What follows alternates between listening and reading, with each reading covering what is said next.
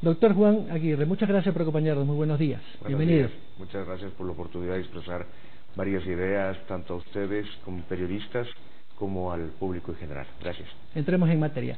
Estos últimos meses la contratación pública ha estado en entredicho por todas estas situaciones que se han realizado al margen de la ley, quizás con algunos momentos oscuros, digámoslo así, en cuanto a la complejidad del proceso jurídico en cuanto al proceso de contratación pública. Y hay una ley que está vigente hace mucho tiempo, cuando se creó pues precisamente en ese tiempo el INCOB y todo el proceso que se ha llevado en los últimos años. Usted, una vez que ya ha hecho el análisis, me imagino, de esta situación tan compleja, ¿es menester un cambio, una modificación, una nueva ley de contratación pública, o quizás por la situación tan corta que lleva en este momento el gobierno en relación a poder aprobar en la Asamblea Nacional un documento como estos, podría aplicarse una reforma ya interna en los reglamentos, digámoslo así? Bueno, muchas gracias. Hay complejidades en la contratación pública. La contratación pública yo quisiera ubicarle en dos espacios. La primera es de una gran fortaleza. La contratación pública tiene una gran fortaleza porque se creó un sistema nacional de contratación pública. Antes del 2008, si alguien hacía una pregunta como ¿cuántos millones ha contratado el Estado?, esa era una pregunta muy difícil de contestar porque no existía información. Cada entidad contratante, cada ministerio, cada gobierno autónomo descentralizado, municipio, parroquia, lo que sea, contrataba, pero no había un organismo que pueda unificar todo el monto de esas compras. ¿Cuáles son los valores? ¿A quiénes se contrataron? ¿Qué entidades están contratando? No había ninguna de esa información. Entonces, la fortaleza del Sistema Nacional de Contratación Pública es que tiene varias herramientas: el Registro Único de Proveedores, el Sistema de Contratación Pública, cada uno de los procedimientos bien estructurados, que nos da a nosotros, ¿qué?, toda la información necesaria para tomar decisiones de carácter público. Mire, tanto es así, que en estos 6 meses, nosotros sabemos que son 2.230 millones de dólares que ha contratado el Estado. Y le podemos decir en qué, quiénes y qué valores. Esa es la gran fortaleza del sistema, por eso hay que seguir insistiendo en que hay que mejorarlo. Ahora, el otro lado. El otro lado es que la ley estableció una serie de procedimientos que básicamente lo que generan son contrataciones directas con un proveedor. Y este tema de que se generen contrataciones directas con un proveedor sin consideración a montos es lo que ha generado lo que nosotros estamos llamando como opacidades del sistema. ¿Por qué? Porque no solamente estableció de que se contrate de esa manera, sino también que no se observe en tiempo real, que no se utilicen las herramientas del sistema para establecer estos montos de contratación. Entonces, mientras en el primer momento nosotros podemos ver qué contratistas están participando, cuáles son los pliegos de ese procedimiento, a quién se le adjudica, en el otro, en este denominado régimen especial, y también este régimen de emergencia, estos procedimientos de emergencia, no se los puede ver. Y el Sistema Nacional de Contratación Pública solo los ve cuando ya han suscrito el contrato, no antes. Cuando está suscrito el contrato, cambia la relación jurídica. Porque al principio, en el otro sistema, en el primero, en el competitivo, en el transparente, nosotros vemos desde el inicio hasta el final. Acá ya no vemos el inicio, no vemos. Entonces, ¿qué es lo que sucede? Vemos el contrato, cuando ya no podemos nosotros intervenir en aspectos de supervisión. Eso es lo que hay que cambiar. ¿Lo puede cambiar a través de un reglamento interno? Y esto es lo que quería contestar su pregunta. Nosotros queremos hacer un reglamento. ¿Un reglamento por qué? Porque la Ley de Contratación Pública ha establecido que sea a través del reglamento donde se norme y se regule estas actividades. Y nosotros lo vamos a hacer competitivo. Ha sido el compromiso mío frente al Presidente de la República cambiar el reglamento. Y nosotros tenemos una hoja de ruta marcada hasta el próximo mes, finales del mes de agosto. Nosotros presentaremos el texto de reforma para que siga el proceso respectivo en la Presidencia de la República. Esperamos que en septiembre contar con un nuevo reglamento. Mientras este reglamento es aprobado por las instancias ejecutivas, ¿qué mecanismos están haciendo ustedes para hacer una especie de control previo, sobre todo en aquellas contrataciones llamadas de emergencia o régimen especial, que es por donde, digamos, se ha generado estas ya tomamos decisiones irregulares, ¿no? Ya tomamos decisiones. La anterior administración del CERCOP, antes de que yo asuma el cargo, sacó 2 resoluciones, la 104 y la 105. Estas 2 resoluciones lo que buscaban es que la declaratoria de emergencia se publique inmediatamente apenas se tome. Sin embargo, no se podía ver el procedimiento y no se puede ver hasta ahora. Y nosotros, con la 106, lo que obligamos es a la máxima autoridad de la entidad contratante, que puede escoger a uno o varios proveedores si él desea, porque así dice la norma, que puede ser uno, pero también podrían ser varios. Nosotros hemos dicho, vea si es que escoge a varios proveedores para tener una buena oferta. Y en segundo lugar, que la máxima autoridad de la entidad contratante califique la idoneidad técnica de quien lo escoge, o sea, que verifique que tiene la capacidad jurídica, que tiene la capacidad económica, que tiene la capacidad técnica, básicamente para evitar esto que se fue diciéndose en un momento, ¿no? Que ciertos contratistas que vendían comida, de pronto estaban vendiendo insumos médicos. Nosotros hemos dicho, no, eso está prohibido ahora. Tiene que calificarse al contratista de que tenga la capacidad jurídica, de que el objeto del contrato esté vinculado con la actividad comercial. La línea específica de su negocio. Sí, eso es lo que queremos. La actividad comercial con el contrato, porque ahí se puede ver que un contratista tiene la experiencia, tiene la capacidad, puede hacerlo y puede hacerlo en un campo que es de su especialidad y ofreciendo costos adecuados. En las cifras que usted maneja de estos 6 primeros meses, pero sobre todo en este tiempo de la emergencia económica y la emergencia sanitaria, tiene usted un poco los sectores que más han sido contratados en estos ámbitos específicos de la emergencia. A ver, nosotros tenemos que 195 millones son de emergencia, y de estos 195 millones en equipos, servicios e insumos médicos y protección y aseo están 102 millones.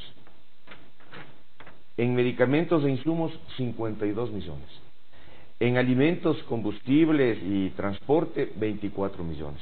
Y otros adicionales están cerca de los 10 millones vinculados a la actividad justamente médica. Todas bajo el régimen de emergencia. Todo esto son 195 millones en régimen de emergencia. Pero yo quiero decir una cosa. Es cierto que ha habido esta serie de opacidades y circunstancias fuera de la ley al momento de la comercialización de los servicios. Esto lo sabemos perfectamente. Pero adicionalmente quiero decir que son 195 millones en régimen de emergencia, pero en régimen especial tenemos 455 millones, más del doble que emergencia. Para las personas que no conocen bien esta terminología jurídica, ¿cuál es la diferencia entre la emergencia y el régimen especial? La emergencia es cuando contratación directa prácticamente con un proveedor que ya pero está aparece una previamente escogido. Circunstancia de fuerza mayor que no está prevista y que genera un cambio drástico en la vida o en las circunstancias en las que se mueve la población. Un terremoto, rápidamente. Claro, un terremoto, la pandemia. Entonces, esto que es emergencia sin duda alguna, y hay que encontrar una salida adecuada. Y la salida adecuada, la ley ha dicho que se contrate inmediatamente, porque hay que solucionar la vida, hay que solucionar las condiciones sanitarios y de justamente.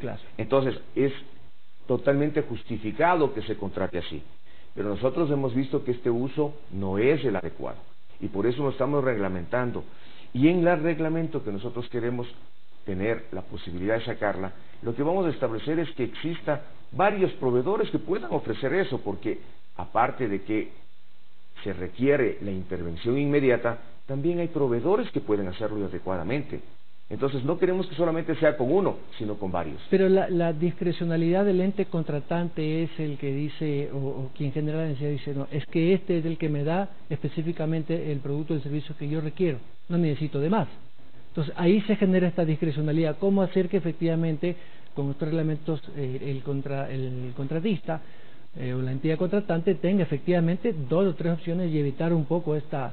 Porque nosotros como CERCOP tenemos un registro de proveedores y nosotros sabemos qué proveedores están en qué línea de negocio. Pero no le pueden, no sería la palabra obligar, exigir, no. Exigir, sugerir. Pero sí tenemos un banco y hacer de una proveedores observación de por dónde va que les podemos poner a disposición de las entidades contratantes.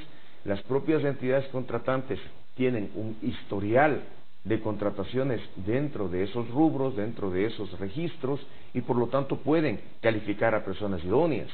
Entonces, escoger va a seguir siendo su potestad, eso es cierto, pero nosotros lo que queremos es darles, entregarles una base de información para que tengan de dónde escoger. ¿Y el régimen especial? El régimen especial está establecido en el artículo 2 de la ley. Son una serie de contrataciones, por ejemplo, contratación de medicamentos, contratación de abogados, contratación de régimen especial, contratación interadministrativa entre entidades públicas. Sin embargo, de que proveedor único también.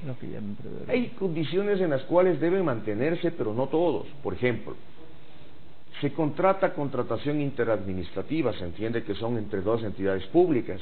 Sin embargo, se le contrata a una entidad pública que no tiene la capacidad para ejecutar la obra. Y esta entidad pública lo que hace que es subcontrata o se apalanca en otra empresa. Vimos un ejemplo aquí en la administración municipal, algo muy similar. Y eso es muy complejo, eso es muy difícil, eso no representa. Y al final no se entrega el servicio y el producto esperado, imagino. Podría ser que incluso se logre, pero lo que estamos quitando es competitividad al sistema, porque tienen que comparecer quienes en un concurso abierto, quienes me ofrezcan las mejores condiciones de calidad y precio. Cuando contratas interadministrativamente, le contratas directamente por el presupuesto que la entidad pública determina, porque no hay ahorro, el ahorro es cero, mientras cuando son procesos competitivos tenemos un ahorro que dependerá de quienes participan y el número de proveedores, pero en promedio tenemos cerca del 10% de ahorro. Mire, el régimen especial, $1.200 millones fue en el año 2019. ¿Cuánto fue el ahorro? Cero. 1.295 millones con ahorro cero. El otro régimen común, más de 4.400 millones en el año 2019 con ahorro cerca del 10%. Esas son las diferencias, y ahí podemos decir que podrían existir malas prácticas, porque solamente son en regímenes competitivos cuando se va a verificar el ahorro y la calidad de las obras. De alguna otra manera, hay mecanismos que la ley pues establece de acuerdo a la necesidad de la entidad contratante y, digamos, este registro único de proveedores, pero los famosos o las famosas ínfimas cuantías mínimas, también ahí hay cierta discrecionalidad de algunas entidades contratantes. ¿Cómo ser más perspicaz en este sentido para que efectivamente se pueda hacer un seguimiento cuando incluso en estas ínfimas cuantías o cuantías mínimas, y que a propósito nos puede recordar cuáles son los montos para que la ciudadanía pueda entender un poquito más de qué estamos hablando? Pues porque sí hay también, he observado en algunos casos que comienzan a haber muchas ínfimas, ¿no? Como para tratar de beneficiar, si se quiere, a un proveedor que a su vez provee a un tercero, es decir, una especie de nexo ahí entre los propios contratados en ínfimas cuantías. Sí, la ínfima cuantía está aproximadamente por los 7.300 eso es fuera de IVA, ¿verdad? $7.300. ¿Perdón? Eso fuera de IVA. Sí, más IVA. Y creo que la máxima está en 70.000, algo así. Bueno, hay distintos procedimientos. Okay. La ínfima cuantía es hasta ese valor, okay, ¿no? Después vienen otros que se llaman menor cuantía, y hay una serie de procedimientos. ¿Y ahí también hay discrecionalidad? ¿Han visto ustedes? No, solo en ínfima cuantía, por ser un monto que se consideraría pequeño, aunque importante, digo yo, okay, se genera la contratación directa con un proveedor para solucionar elementos específicos. Pero uno tiene que decir que la ley ha previsto que la compra pública tiene que ser programada. Por lo tanto, la ínfima cuantía debería ser la excepción. Debe estar en el POA, en el plan anual de operación, en el plan contratación también. Anual de contratación, en el PAC. Lo que sucede es de que, siendo programada la contratación, se entiende que estos montos no aparecerían, porque si yo necesito una computadora que vale unos $1.000, la entidad pública no necesita una, La entidad pública necesita unas 30, 40, Claro. 50. Entonces, esto suma una cantidad de unos $40.000 y se tendría que seguir otro procedimiento, que es el de menor cuantía. Ok. Sin embargo, podría parecer algo no previsto en la planificación de montos pequeños. La entidad pública necesita comprar un candado, ¿por qué? Porque necesita poner una aldaba y seguridad a una puerta. Entonces, Es una ínfima. un Correcto. candado costará 20, Claro, 30 claro. dólares, entonces Claro. se tiene que comprar con eso. Pero su mala utilización ha generado que vayan comprando todos los días ínfimas cuantías. Y si tú sumas Claro. las ínfimas cuantías, Ya eso no dan es una cantidades ínfima, así es. muy importantes. Entonces, lo que se pretende también es encontrar registros adecuados Con para este evitar nuevo este tipo de reglamento cosas. que quieren implementar también. Sí, y con herramienta informática, porque eso lo ok. vamos a hacer con herramienta informática. Además, no solamente la ínfima cuantía, sino que hay elementos muy graves, por ejemplo, los convenios de pago. También. Los convenios de pago, la ley establece que se pague cuando se reciben obras, bienes o servicios por parte de tercero, haya o no habido compromiso previo. Esto significa sin contrato. Aún no exista contrato, se tiene que pagar porque se reciben Porque se bienes. recibe el producto. Pero esto es una forma de no haber observado la ley de contratación pública. El procedimiento. Entonces aquí tiene que intervenir el control. ¿Quién? Contraloría General del Estado. Establecer sanciones, pagar a quien tenga que pagársele, porque es evidente que entregó un servicio, pero la autoridad pública que mandó a hacer ese servicio sin contrato, violando la ley, tiene que ser sancionado. Si ahora se le pregunta a alguien cuál es el monto de los convenios de pago de este año o del año anterior, no lo sé. Nosotros no lo sabemos como CERCOV. Yo le estoy dando aquí las cifras que tenemos, las cifras que se reflejan en el sistema. Las que no se reflejan en el sistema, como los convenios de pago, siguen siendo procesos de elusión a la contratación pública, y eso también hay que controlar. Doctor Juan Aguirre, muchas gracias. Estamos contra el tiempo. Muy amable a ustedes. Gracias al titular del Servicio de Contratación Pública. Hacemos una pausa, 7:22. Regresamos en segundos.